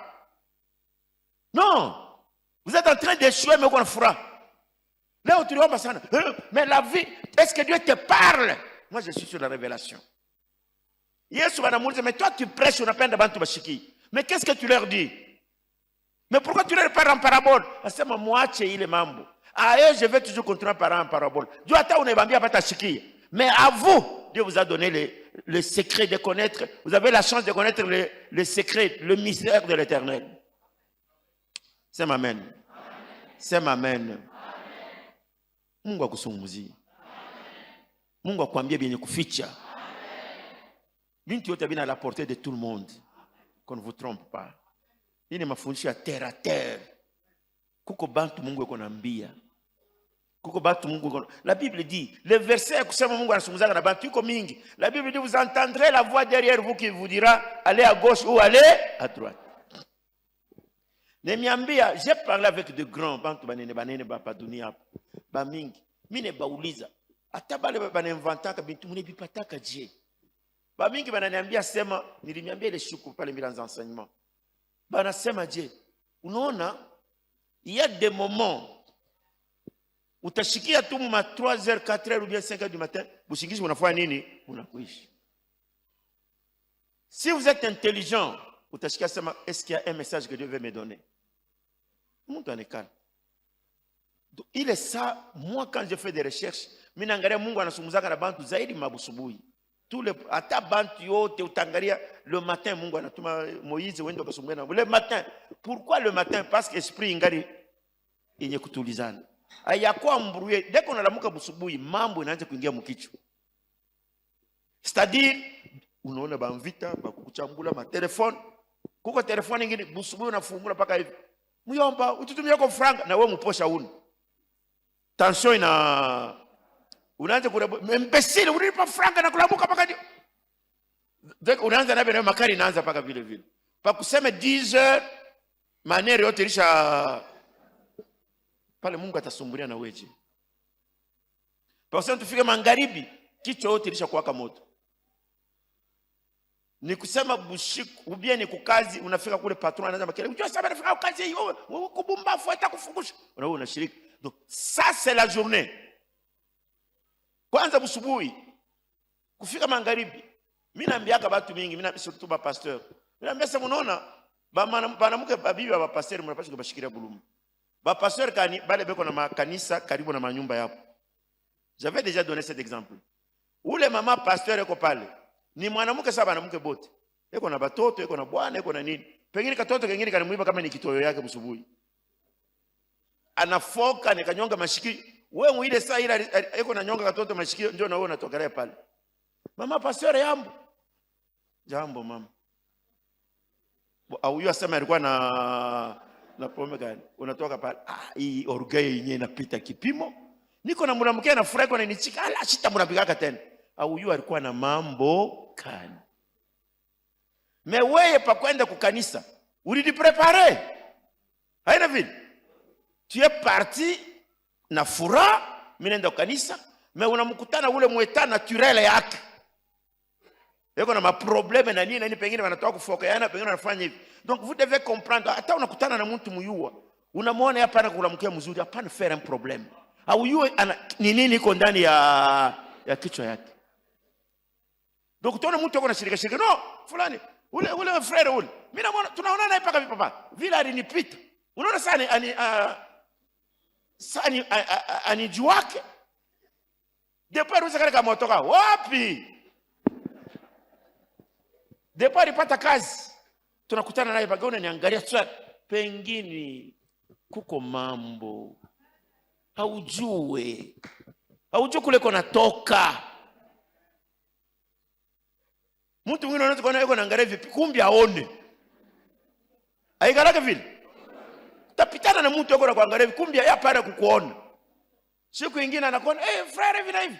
Ndio pala sana. Leo njoo inamkio. Utatenda dhambi au yue kile kilikuwa ndani ya kichwa yake. C'est pour cette raison il sema la bonne prière se fait à quelle heure? Le matin. Mungu anaweza kuzungumza na wewe. Atakwambia. C'est ainsi que nous avons parlé de matinée miracle. Kama unapenda, commence avec Dieu. Mungu, maisha yako iko ndani ya mkono ya nani? Ya Mungu. Le reste de la journée, parce que muyua muko mambo. Biote utaona, biote utashikia, biote biko ningia charge ndani ya kichwa. Pa kusema magharibi uko deja chargé. Pengine utalala uomba takoma. Ce n'est pas un problème. Mais kama unalamuka ile saa nyingine unasikia kama kabushingisha nafasi yako na kutoka. Raccroche-toi chez Dieu. Uliza Mungu nifanye nini? Utasikia Mungu atakwambia. Kuomba Mungu bila kuzungumza na Mungu, ça c'est une perte de temps. Kuomba Mungu bila kusikia Mungu wako anasema, je vous dis que c'est l'échec. Il y a des gens qui sont comme ça. Depuis quoi hapa haya shikiaka Mungu kumwambia kitu. Tu dois même te repentir. Napasha ombe hata buluma kwa Mungu. Juu Mungu anasema kwa wengi ushikiake. Sema amen. Samuel Mungu alimwambia sika alishiki? Hapana. Yesu alifanya miracle, sika alishiki? Habakushiki. Moize alifanya hivyo, alishiki? Habakushiki. Ule nani Pierre banaona hema inapasuka bintu binashuka muli, banamwambia kamata uwa kuria, alishikia? Anasema pana shatu kuria yake bintu ya hivi. Dieu parle tantôt d'une manière, tantôt d'une autre. C'est toi qui dois comprendre ce que Dieu veut te dire. Comme ce soir, mimi nasema Mungu akupe franga. Je ne parle pas, je ne parle par quatre chemins. Sababu Mungu s'il veut faire des miracles, il fait à partir du néant. Retenez ça. Usiwaza sema Mungu pakupa kitu eko besoin ba musaidie. Non. Bule hivi il fait miracle. Bule mai inatoka hapa. Bule nyama anatoka Abraham anabamba. Te donner l'argent ça coûte quoi? Comme on est mwile dimension kusema non, Dieu fait le miracle à partir du néant, atakufanshi. La chose la plus importante peut-être kwa bale baranza kufuata séminaire ya Busubuhi que nous allons terminer avec tout comme domaine, il y a révélation. Tu ne peux pas marcher sans révélation. Kama haupatake révélation ukwe ni kombe.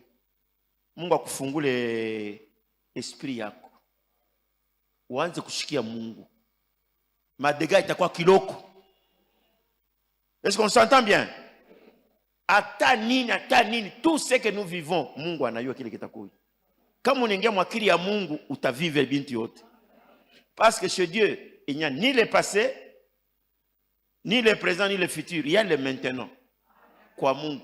Biote hata shuku ya rufu yako Mungu anayua hiyo. Haina vile.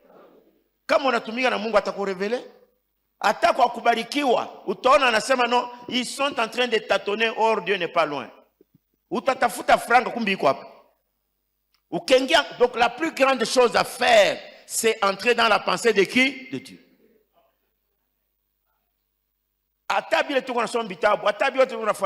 Si vous n'avez pas la chance ya kuingia kushikia mtu, jua nini ma problème iko tu. Babibi na bwana balisha kuzala watoto 15, 20. Utashikia papa anamwambia au nifahamu? Mlisha kushikia vile vile. Ubia ni mama yako anamwambia yaniyo mzuri. Mmebalisha kuzala watoto 15, 14. Et c'est vrai, ayamuyo mzuri. Mimi naona yaniuwe, unanisoma. C'est-à-dire que muntu na muntu eko na face cachée. Hata vitabu kama wanaandika kitabu, anaweza anaandika, utaona donc mwingine anaanza sasa akuexpliquer hiki. Non, lorsque l'écrivain voulait dire ça, l'auteur voulait, mwingine anasema non, ce n'est pas comme ça. Ndio ma décision kwa université. Tout ça autour, il y a que comprendre. Est-ce que vous avez compris réellement ce que cela voulait dire? Les philosophes, tout enfant est né bon. C'est la société. Ok, nani anasema ni fulani. Maintenant, banaanza ma débat. Est-ce que c'est vrai mtoto atazalikuwa mzuri? Ni société. Oui. Mwingine anasema non. Donc babebe mtoto mmoja bamweke tu aikale tu fashi ya show bantu. Mais akomale hivi mnamutana anatoka na karakteri yake na ya mubaya. Akuikale na bantu. Mwingine anekana na bantu, karakteri ina changer. Ndio ma débat hili. Ula aliandika, est-ce qu'il comprend ce qu'il a dit? Mwingine atakwambia non, tu vois, la malédiction c'est quoi? Maudire quelqu'un c'est parler mal de lui. Est-ce que bile unasema tu peux l'aider? Unaweza kujiconvaincre na bantu. C'est ça l'intelligence. C'est ça. Kama bia bantu biko na compliqué mais bia Mungu.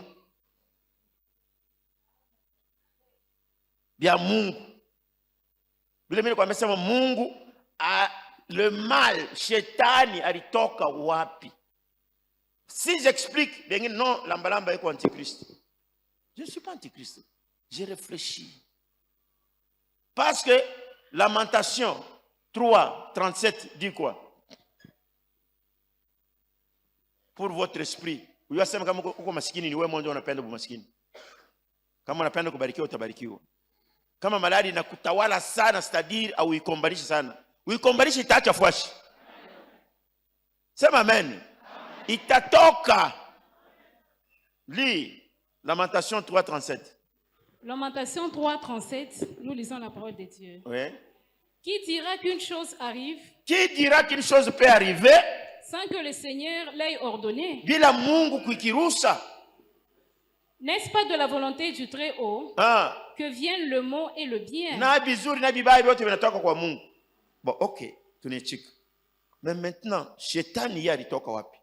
Ndio maana mimi nimeambia sema attention, shetani ni kiumbe. Hauwezi kumkomparea bana mu niveau moja na nani? Na Mungu.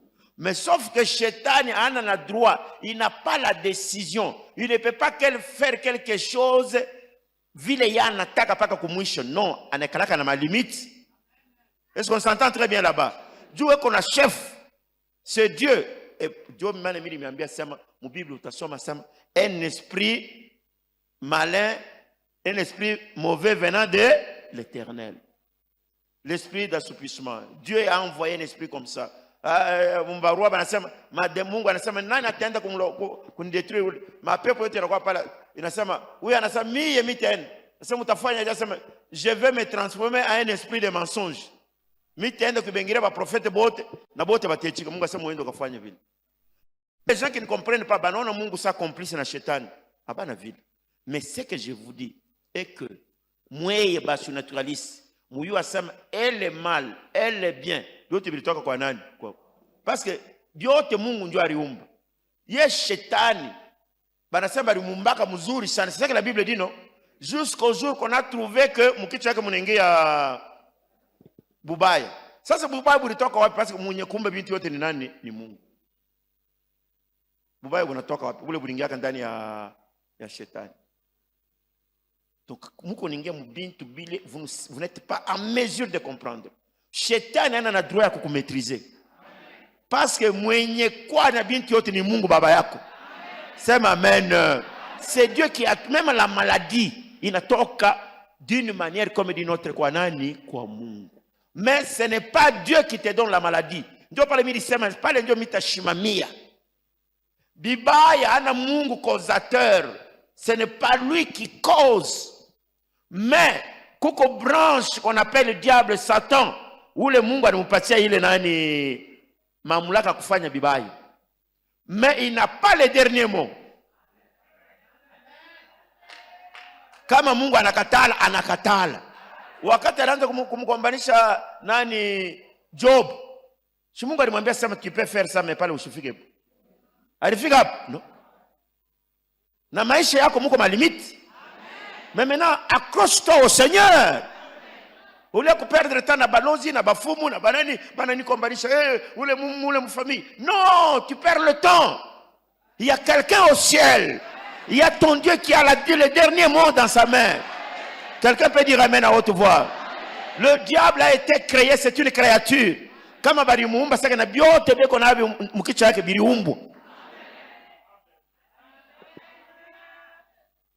Sema amen. Devoir mimi nakupatia kama Mungu atatuwezesha mishijua. Hapa bile byote nimesha kufundisha, hapa mimi nasaidia baada ya kufuata. Uyu asema hapa tuko mwetape ya revelation. Revelation ni kusema uyu akili ya nani? Ya Mungu. Pourquoi Mungu alifanya vile? Ule anaweza kuambia ni paka ye Mungu ye moyo. Njoo atakwambia j'ai fait ça à cause de ça. Maisha yako mimi naifanya hivi juu ya hivi. Kuko bitu mingi.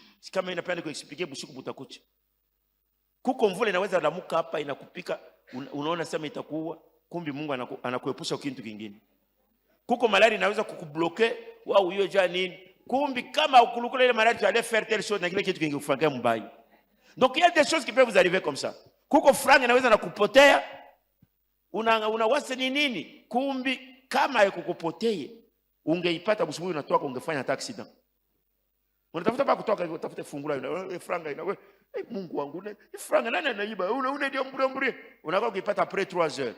Sasa bile bintu vingine atibi wake pengine muile 2 heures kama ungeenda mama mwingine ingekufikia yako. Donc ça il faut être maintenant avec Dieu. Pengine ni safari inakuprendre une année 2 3 4 5. Pengine kulikuwa kitu ya kufanyia kibaya kile kinapita. Wewe unakuwa unafika hapo. Sema amen. Mungu est compliqué. Pour le comprendre, il faut entrer dans la pensée de l'Éternel. Il faut la révélation. La Bible dit, sans révélation, mon peuple marche sans foi. Unasikia nini nakwambia? Leo tutaomba Mungu akurevele mambo ya franga. Revelation ina paka ya kujua Biblia. Na franga Mungu anaweza kurevele. Mungu anaweza kukutuma ile banaitaka ma speculation ma marchandise. Mtu anaenda anauza malaki periode mubaya. Wewe unaenda kuuza malaki. Anaenda anakutana alienda kutafuta kama ni samaki. Hakuna. Mungu wangu, Mungu, mimi nakuomba pakuya na jibe mimi nileta Mungu wangu. Yote mimi nakutana samaki hainako. Paye kwenda mtu mwingine anamwambia mama, ule akurudia na franga, usiuza hata malaki. Basi utaenda bule franga ulikuwa nayo. Usiuza hata malaki yenyewe Mungu wangu. Hivi je, maombi na papa pastor mwenyewe niombee kwa sababu mikoshi ndio nikabula kama ni vitu gani. Unauza malaki mifuko na mifuko unakuwa nayo. Wale wanauza samaki wanakuwa nayo. Unakuwa na kuria kumbi malaki itapotea. Unafika munjia malaki haifike mbio. Inafanya kama ni mois 2 mois. Mwile mudemwa ile malaki ilikuwa yako inafanya nini? Inaishi. Moi je connais une femme comme ça ndaka kukishasa na malaki ile period. Anaria, leo bintu yangu biende. Anaria tunaomba tunachoka. Meshiku ilifika mkishasa. Amuna hatari moya inamu. Aliujisha bantu weko na ifuya bakomesa na unipe hiyo mimi nikupe bwingi fulani. Mimi niujisha. Donc c'est-à-dire bien Mungu, mais kama ulikuwa na révélation, hautahangaika. Utasema kumi jo vile tuko naendelea. Nous marchons bila kujua kile Mungu anafanya. Mimi napenda Mungu akusaidie. Hata mubile uko naujisha, hata mukazi ya sante yako, hata mu projet yako, Mungu atembee na wewe. Tu vas réussir dans la vie. Tout le monde est créé pour réussir. Sema amen. Sema amen kwa ndani ya maisha yako. Retenez ce que j'ai dit. Est pauvre celui qui veut être pauvre. La malédiction est malédiction si vous l'acceptez qu'elle est malédiction. L'homme est au centre de tout. Kile utechika ndio kile kitakufikia. Hata malari unaweza kuirepousser. Mimi niambia hapa tunaanza kuambia bantu hapa. Nani anashika douleur inaishi? Unaona ba? Mimi nashika tu bien. Kama douleur inaweza kutoka pour 3 minutes, c'est que inaweza kutoka aussi pour 30 minutes. Kama inaweza kutoka pour 30 minutes, ça peut prendre même 3 heures. Kama inaweza kutoka pour 3 heures, même 3 jours. Même 30 jours. Afu ilitoka je. Mwingine sasa non, ni tu juu inafanya mpaka vile juu litosha kwa akili. Alors, tosha akili pour longtemps. Donc dès que unasikia kizuri kiloko unasema kinene kitaenda kufika hapo. Si Dieu peut te bénir kule kwa shuku moja ataanza kubénir kule miaka na miaka. Qui peut dire amen abarikiwe? Mimi nasema utabarikiwa. Tu ne peux pas discuter avec quelqu'un qui ne connaît rien.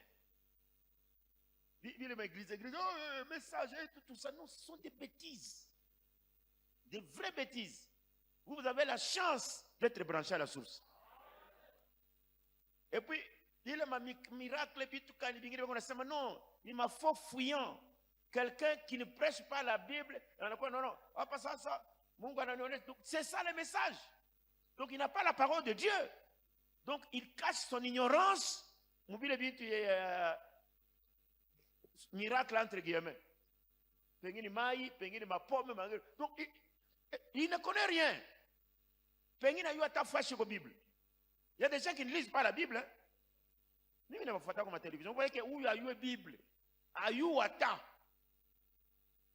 mais qu'on église pas tout full. Donc, les potes ni banyama be connaître beaucoup abattoir. Toi, tu dois être responsable. Umwambie Mungu leo sasa mimi napenda nianze kusungumuza na wewe. Kama unasungumuzaka na bantu. Papa wetu anasema moi je parle avec Dieu. Na mimi usungumuze na mimi. Hata kama sungumuza na wewe vile unasungumuza na mimi mais akuoneshe yako l'essentiel. Aweze kutembea maisha yako mzima aushiki yake Mungu. Non. Piko Dieu. Tembee Dieu. Tu n'as jamais entendu Dieu te parler. Imani yako itakuwa malaji. Tu n'as jamais dit Mungu anakuambia sema ushende, unashimama wewe anakuambia sema ile mambo utaweza hayo. Bantu wana contredire wanasema hataweza, mais unaona siku utaweza wanasema Mungu ananiambiaga vya kweli. Sema amen. Mungu anakuambia uende hivi, hata bechike bashichike uende vile.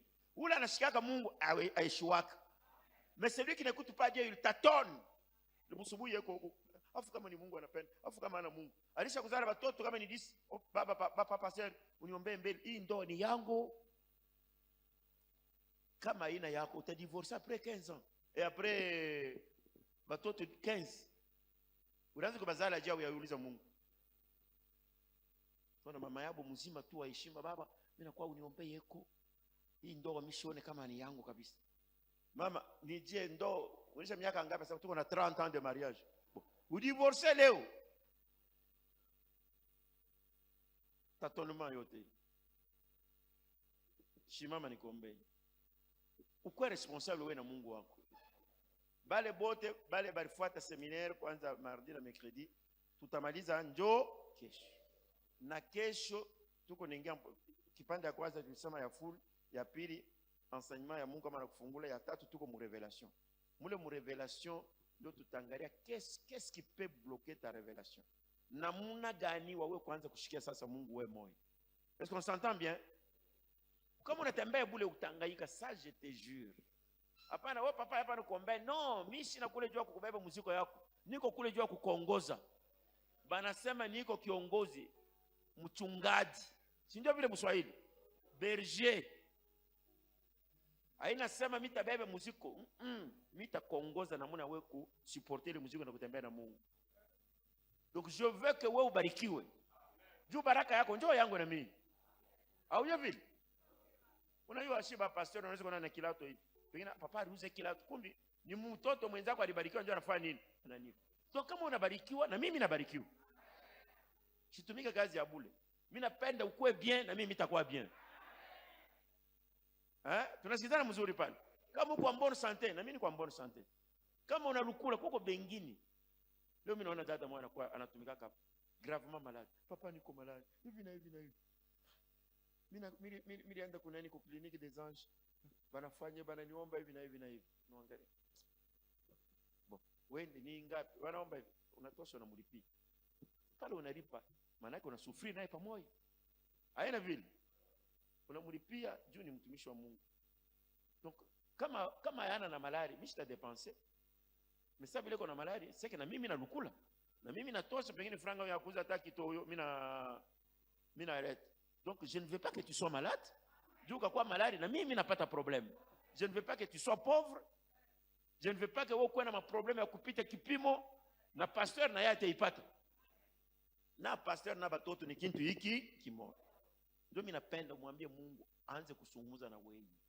Ulianza kama ni kuyenga, ulianza kama unaona bila kubloke, shimama muulize Mungu nifanye sasa nini? Juko kila problem kuko paka solution. Hapana unashirika shitenda hata bila mkanisa. Mimi napima non, la solution est là. Solution iko hapo tu. On fait un petit cantique, nous terminons dans 7 minutes. Le cantique, ce n'est pas pour 7 minutes. Hein. Vous allez chanter même dans 3-4 minutes, on prie. On y va. Imba na furaha, Mungu akufunule.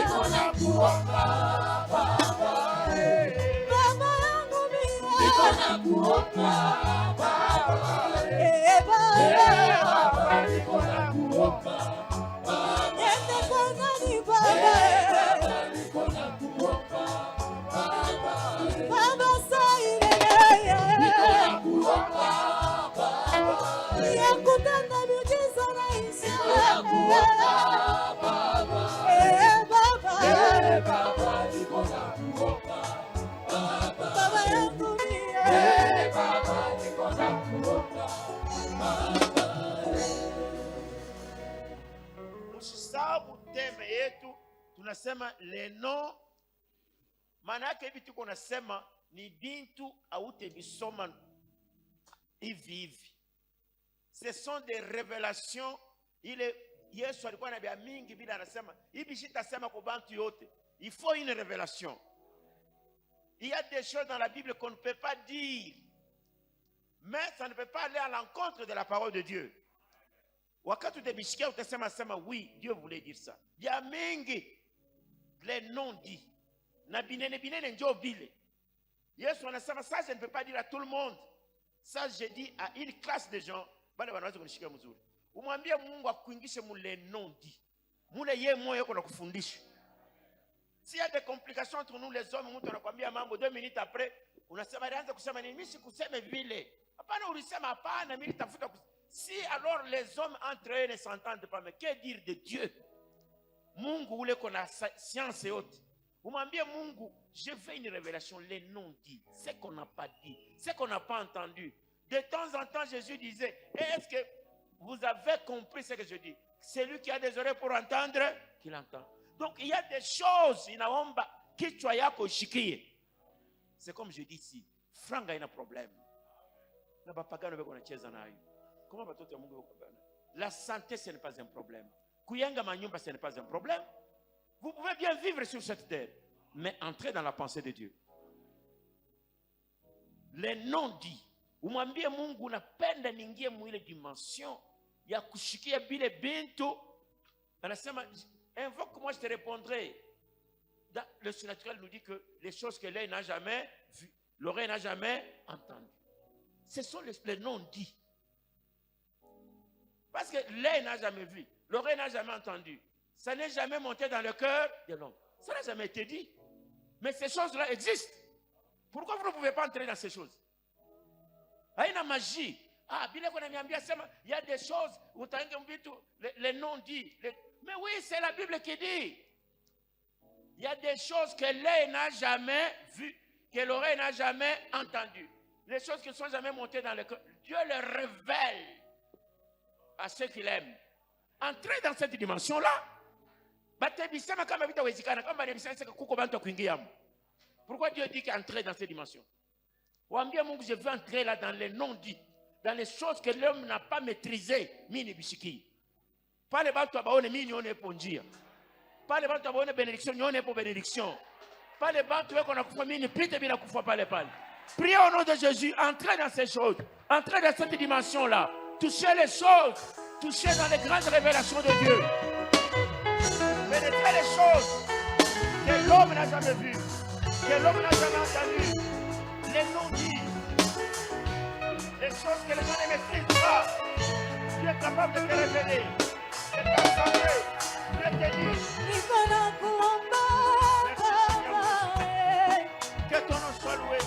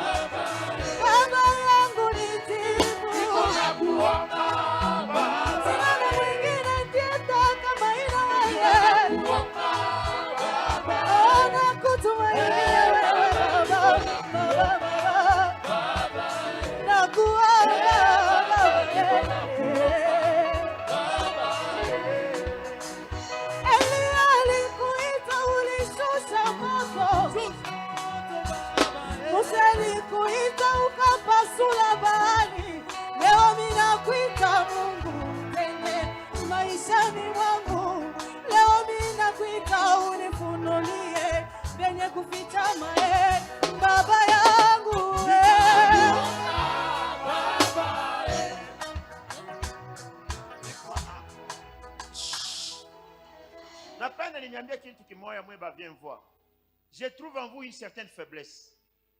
Je ne sais pas ça vient d'où. Vous êtes une très grande église. Vous avez un message très puissant que vous pouvez envahir même le monde entier. Mais nous on a ma église ingine ya chini chini. Hata mtoto wanapenda kumooa. Beko nasema non, il y a un petit là qui était venu. Papa unitafutia kwa bibi hivi na hivi nasema, "Oh mimi napata bibi wa église fulani." Beko nasema pa wewe kumooa pako ingie mu église yetu. Anapata babibi bawili mbana anamwambia sema paka uingie mu église. Comme lui ne veut pas entrer, anasema hautaoa. Mais beno batoto mko naosha moye mu désordre. Ata musulman, ata témoin de Jéhovah, ata branamiste. Kama banamuoa kwa branamiste, atenda ndio kwa branamiste. Na ile imani ile tulimfundisha inafanya nini? Inaenda mbaya. Vous devez comprendre ces choses. Les choses que j'enseigne ici. Mtu mmoja ananiambia non, tulimpatia invitation ya les noms dits là, je n'ai pas inventé. Le verset clair. Wakati banasema, il est écrit que ce sont les choses que l'œil n'a jamais vues, que l'oreille n'a point entendues, qui ne sont point montées dans le cœur de l'homme. Des choses que Dieu a préparées pour ceux qui l'aiment. Et qu'on ne vit pas à Dieu. Dieu nous les a révélées par l'Esprit. C'est par révélation Dieu unaweza kuingia mubintu que l'œil n'a jamais vu. Pas autrement. Alors maintenant, vous êtes incapable de vous convaincre mtu kumwambia sema tuende ukashike bila huyu ashikiaka. Ne discutez pas seulement avec lui. Nilimiambia sema même la malédiction kusema Mungu alimodire mtu ça n'existe pas. Comme on n'a pas dit ma version à ville noire sur blanc, montrez-moi. L'homme n'a jamais été maudit parce que Dieu pouvait se contredire. Anasema créons l'homme à notre image. Kisha il les bénit. Donc Dieu ne peut pas dire le contraire. Il est fois à malédiction. La Bible dit que Dieu a maudit le diable. Il a dit à la femme, ceci, je vous montrerai. À l'homme, il a dit, le sol sera maudit à cause de toi. Mais il y a des choses où on dit, ouais, moya. Tunalaniwa, mtu mwenye kulaniwa. Non, non. Et puis, il n'y a pas de malédiction. Pourquoi? Parce que Jésus est venu pour la réconciliation. Njia yetu na Mungu ndio iliingia mivuruko. Mais Dieu a dit non, tatuma Yesu atengeneze ile pont. Maintenant, pourquoi tu souffres? Tu souffres parce que tu ne connais pas la vérité. Est-ce que wanasema mtu kufa paka ulukule sana? Non. Hata kama unadukula wale problème ni mwili inatoka. Mais tu dois connaître la vérité. Il n'a pas vivre mzuri sur cette terre. Ndio maana mimi nasema kesho tutakloturer les non-dits. Bile aushiki yake. Moi, tu peux discuter, c'est déjà connu de tous. Il y a des révélations que vous devez connaître. Wakati unaingia mule utasentir unachana na watu wengine. Haina bulozi. Utasentir toi moi je ne suis pas comme tout le monde. Na kitu kingine kitakufikia parce que pakio kukufikia inapaswa kufika mwile niveau huko. Kama uko yulu ya vile. Utapata hivi niveau batapata mvita mu niveau yao. Wewe na wewe pakupata yako. Hata shetani pa kuambanisha anapasha anafanya concentration. Dieu anayosema je ne joue pas huko mimi naenda ni kwa matata. Or toi tu es avec Dieu. Na Mungu ni patron wa shetani. Le diable ne peut rien faire. Ule nani lamentation anasema ana bizuri na bibabi yote unatoka kwa nani? Kwa Mungu. Mais shetani iko na droit kani ya kukubamba hivi afanye kila anapenda. Non. Donc tutaomba Mungu, mwambie Mungu, je vais pénétrer les choses que l'œil n'a jamais vues, l'oreille n'a jamais entendu. On y entre par le Saint-Esprit, on y entre par la révélation, on y entre par la puissance. Mungu atasungumza na wataka kukushingisha. Utaanza kusikia vitu vingine, uko nekala hivi, ba mingi banajifuataka na bashiki yake. Mungu anazungumza na watu mingi. Unaweza kuwa nekala unatafuta kuita mtu, unasikia roho iko nakutuma tu. Unashtuka ule mtu anakuita. Ce n'est pas du hasard. Il peut y avoir une communication. Mais tu n'es pas en mesure de développer ça. Tu n'es pas. Uko mpaka distraction. Unaweza unawazia mtu, unawaza mtu titi. Hata na karaka bulaya. Siku ile unamwaza, unamshikia na kuita. C'est qu'il y avait un contact. Haina vile. Unaweza kitu fulani Mungu anakufungulia mlango. Mais vile vyote vous ne voulez pas capitaliser. Pourquoi? Parce que esprit ya Mungu haitumiki. Vous êtes dans la distraction. Mnazobelea baba Mungu, utusaidie baba, utukombalie baba. Non, entrez dans les choses profondes de Dieu. Waka mikono juu nikuombee. Ya maladi mimi ombea. Kesho tutakloturer na maladi na esprit yako, ukuwe na esprit supérieur. Shetani ashaanza kucheza na wewe. Usikwe mtu beko na manipuler na mtu wa bongo anakuwa anakulongofa tu unechika.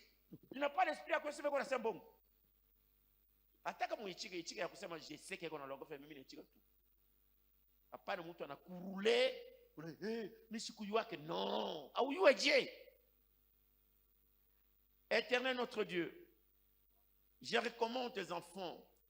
Je veux Seigneur, comme la parole dit, nous voulons pénétrer les choses qui sont profondes, les choses que l'œil n'a jamais vues, les choses que l'oreille n'a jamais entendues, les non-dits, les non-expliqués, les choses que les gens ne comprennent pas. Nous voulons que ton esprit nous explique ces choses. Nous voulons vivre la grandeur. Nous voulons être des instruments entre tes mains. Nous voulons gagner le monde entier à ce grand message que tu nous as donné, le message du surnaturel. Nous voulons que les gens vivent les choses qui dépassent l'entendement de l'homme. Et cela, à partir de nous, que nous soyons des instruments entre tes mains. Que nous-mêmes, nous puissions refléter la gloire de ton Saint-Nom. Cela, c'est dans le nom de Jésus que je viens de vous bénir. Amen.